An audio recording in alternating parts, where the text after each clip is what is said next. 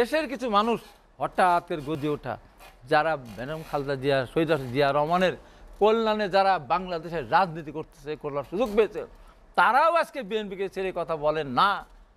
বলতে চায় বড় বড় অনেক অনেক বড় মানে ইসলামী স্কলার যারা, তাদের মনে করে নিরপেক্ষ, তারা বলা শুরু করেছে এক চোরেরা বিদায় হয়েছে, আর এক লুটেরা লুট করা শুরু করেছে।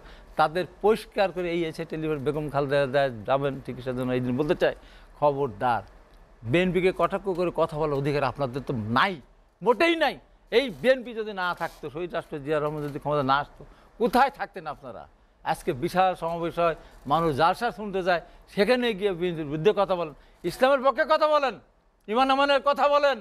বিএনপি এক লুটের এক স্তর গেছে, আর এক লুটেরা লুট করতে আসে, এইসব কথা বলার অধিকার ইসলাম আপনাকে দেয়নি। ধন্যবাদ।